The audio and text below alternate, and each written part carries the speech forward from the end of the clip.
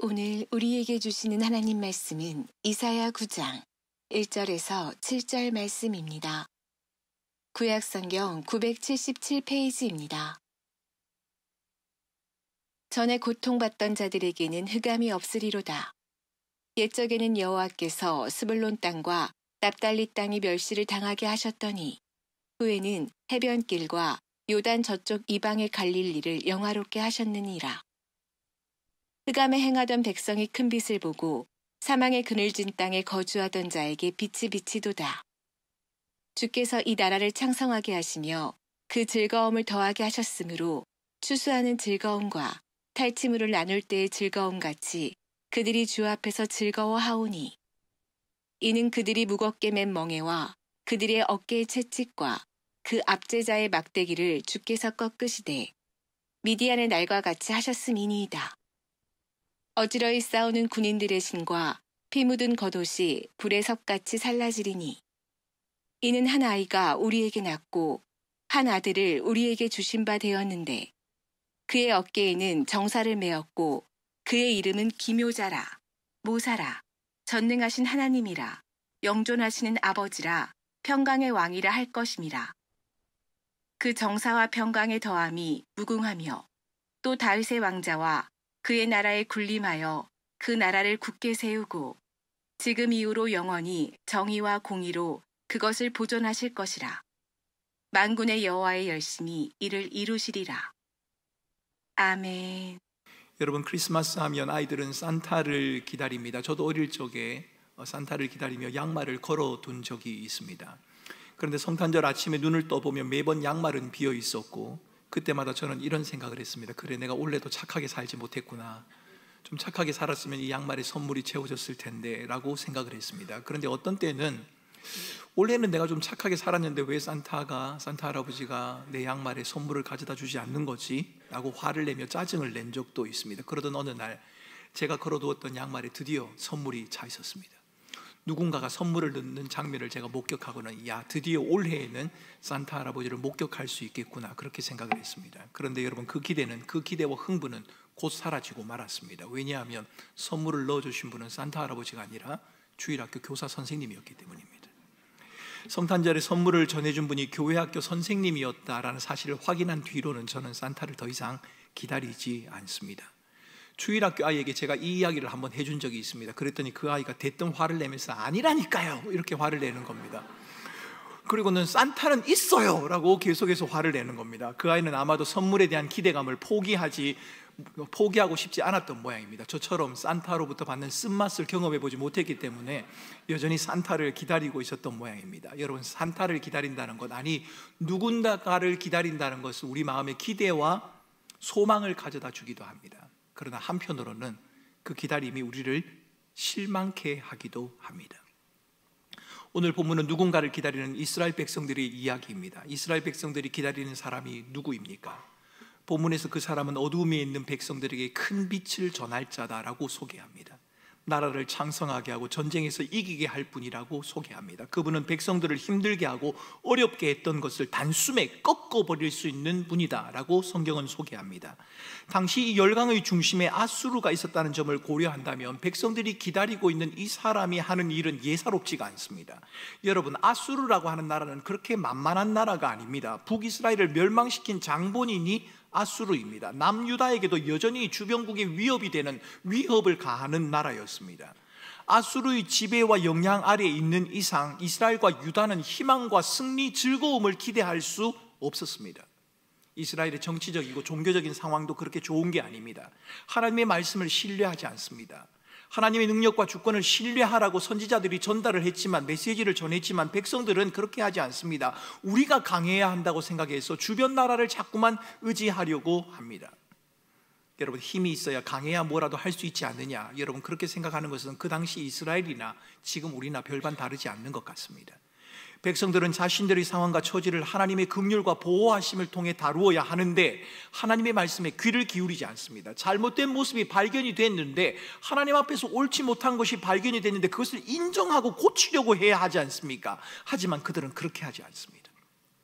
일그러진 모습을 가지고 하나님 앞에 나아가야 하는데, 그래야 하나님이 긍휼과 자비와 은혜가 풍성하신 하나님이 그들을 고치실 텐데, 이 백성들이 하나님 앞에 나아가려고 하지 않습니다. 정치, 경제, 외교, 종교적 상황 어느 것 하나 녹록하지가 않습니다. 그런 상황에 하나님은 그들에게 하나님이 보낼 한 사람을 기다리라고 그렇게 말을 합니다. 이스라엘이 기다려야 할 그 사람이 누구입니까? 그분은 희망을 잃고 절망 가운데 있는 삶의 목적과 방향을 잃어버린 채 어둠에 머물러 있는 이스라엘 백성들을 빛으로 인도할 자다라고 성경은 말합니다. 아수르의 포로가 되어서 참된 즐거움을 잃어버린 백성들, 노예의 몽해를 찌고 살아가고 있는 이 사람들의 고통을 단숨에 벗겨버리고 즐거움을 회복해 줄 수 있는 사람, 참 안식과 평화를 줄 수 있는 그분을 기다리라고 그렇게 말을 합니다. 여러분, 그런 사람이라면 충분히 기다릴만 하지 않습니까? 지금 내가 힘든데 내 힘든 것을 단숨에 사라지게 해버릴 사람이 나타날 것이다. 충분히 기다릴만 합니다. 좋은 소식을 가져올 사람에 대한 기다림, 이것은 사람들의 마음을 흥분시켰습니다. 노예와 억압 상태에서 구원해 줄 수 있는 사람이 올 것이라는 약속, 이 약속으로 인해서 이스라엘 백성들의 마음은 흔들리기 시작했습니다. 이스라엘 백성들의 마음은 산타를 기다렸던 아이들처럼 흥분했을 겁니다. 하지만 여러분, 누군가를 기다린다고 할 때 우리가 유념해야 할 것이 있습니다. 그것은 산타를 기다리는 것이 아니라 산타가 가져다 주는 선물에 관심 있는 아이들처럼 우리 역시도 좋은 소식을 가져다 줄 그 사람보다 그 사람이 가져다 줄 좋은 소식의 마음을 빼앗겨버리는 겁니다. 성탄 선물을 받는 아이들의 반응 여러분 아시지 않습니까? 선물과 관계없이 감사합니다 이렇게 말하는 아이가 혹 있습니다. 제가 혹 있다는 말은 없다는 말입니다. 그런 아이는 잘 없습니다. 대부분 어떻게 합니까? 선물에 따라서 반응이 달라집니다. 기대했던 선물이 아니라고 짜증을 내기도 하고, 선물인데요 집어 던지기도 합니다. 받은 선물을 두고 불평하며 비교하기도 하죠. 누구는 이 선물 받았는데 왜 나는 이것밖에 주지 않느냐라고 말합니다. 선물을 준 사람을 굉장히 당혹스럽게 만드는 일이 벌어지기도 합니다. 선물을 준 사람보다 선물 자체에 관심을 두려고 하는 그 경향성, 그것은 아이들에게만 있는 게 아닐 겁니다. 우리에게도 마찬가지일 겁니다. 그런 우리의 성향을 아시는 하나님께서는 이렇게 말씀하십니다. 주께서 그렇게 하실 것이다. 여호와의 열심이 이를 이룰 것이다. 무슨 말입니까? 선물을 준 사람이 누구인지를 알라는 겁니다. 선물 중요합니다. 그러나 선물 그것보다 더 중요한 것은 선물을 준 사람이 더 중요합니다. 선물보다 더 중요한 것은 그 선물에 담겨져 있는 사람의 마음과 그 의미가 훨씬 더 중요하다는 겁니다. 하나님은 이스라엘이 기다려야 할 사람의 모습과 기다려야 하는 그분이 주실 선물의 의미가 무엇인지를 6절과 7절을 통해서 자세히 가르쳐 주셨습니다. 6절과 7절은 이렇게 말합니다.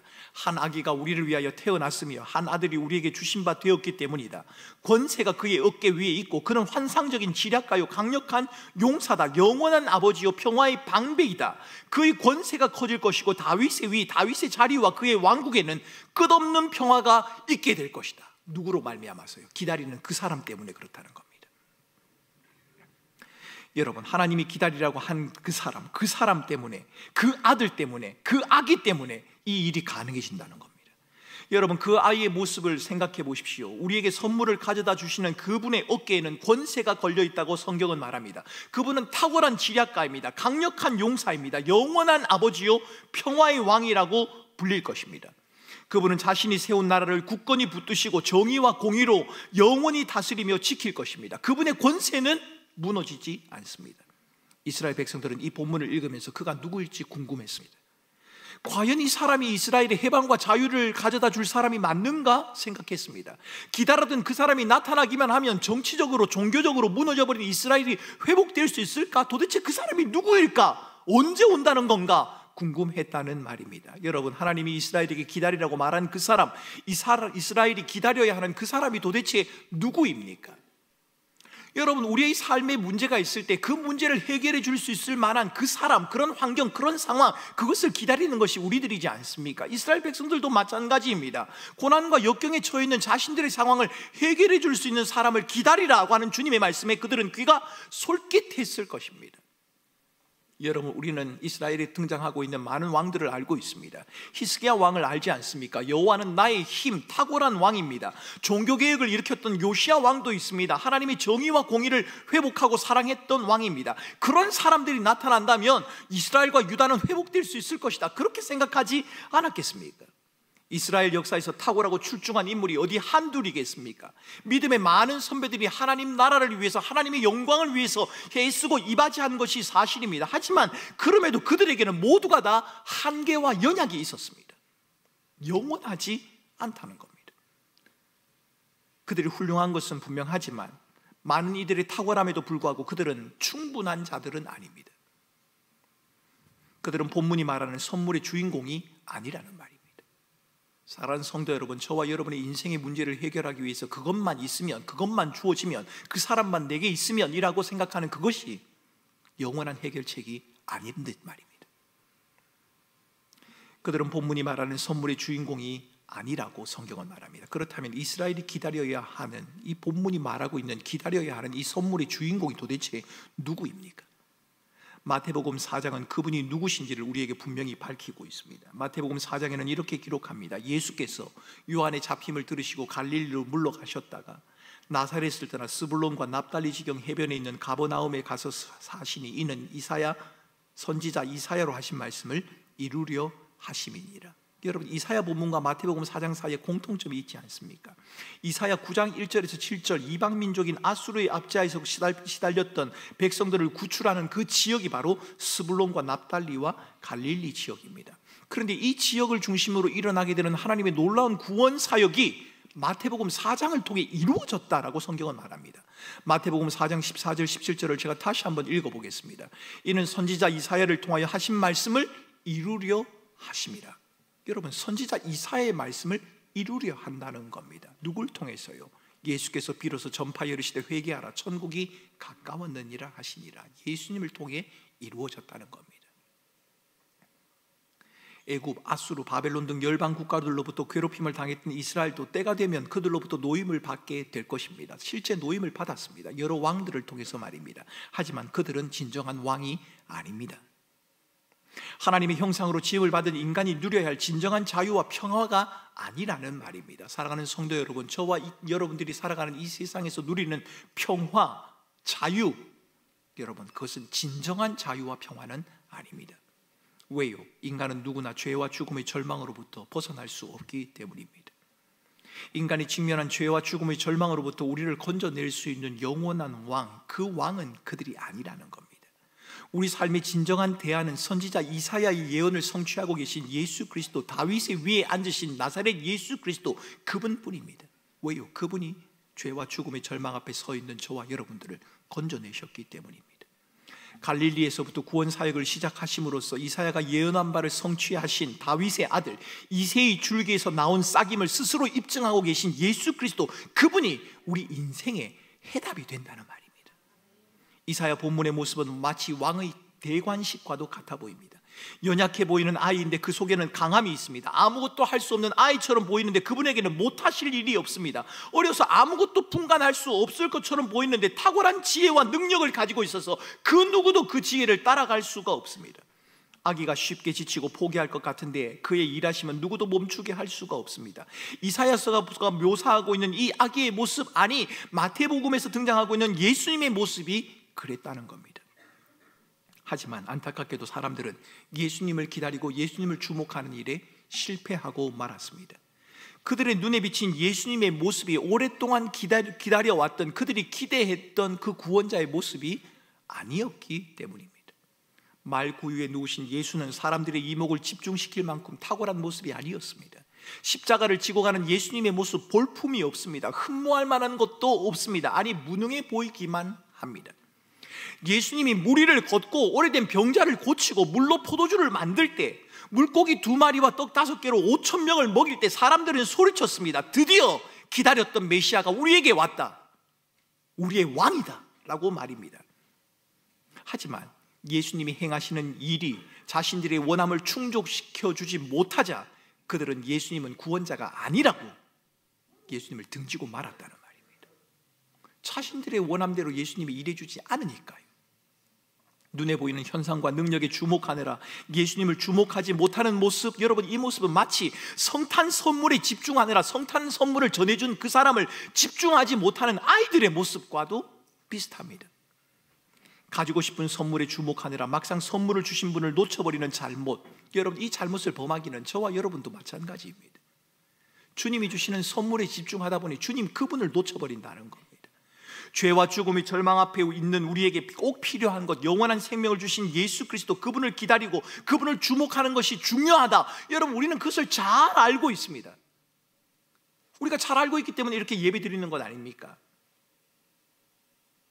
그런데 현실에서 가지고 싶고 누리고 싶은 것이 너무 매력적이어서, 우리가 현실에 필요하고 갈급해하는 것이 너무 강력한 것이어서 예수님이 내 삶에 찾아오셨다는 사실에 별 감흥을 느끼지 못하는 것, 여러분, 그것이 우리들의 모습이지 않느냐는 겁니다.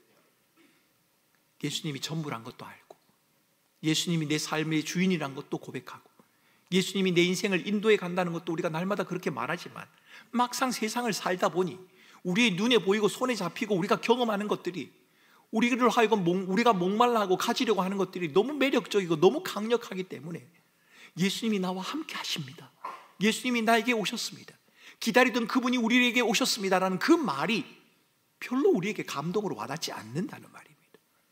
여러분, 그렇지 않습니까? 예수님이 내 삶을 원함대로 이끌어가는 것이 아니라고 말하면서 실망하고, 원하는 것이 이루어지면 기뻐하고 감사하면서도 우리 삶에 찾아오셔서 함께 하시는 주님과 동행하는 삶, 그분의 말씀에 순종하는 삶에는 별로 관심을 기울이지 않는 현대 그리스도인들, 아니 저와 여러분들의 모습을 보면 그렇다는 말입니다. 그런데 여러분, 우리가 선물처럼 기대하고 바라는 그것을 얻게 되고 우리의 손에 그것을 쥐게 된다고 하더라도 그것에 주목하느라 우리가 기다리던 구원자 예수 그리스도, 우리의 삶의 주인이신 예수 그리스도, 그분을 놓치지 말아야 합니다. 때로는 우리의 원함이 이루어지지 않거나 실패할 때라도 예수 그리스도를 놓치지 말아야 합니다.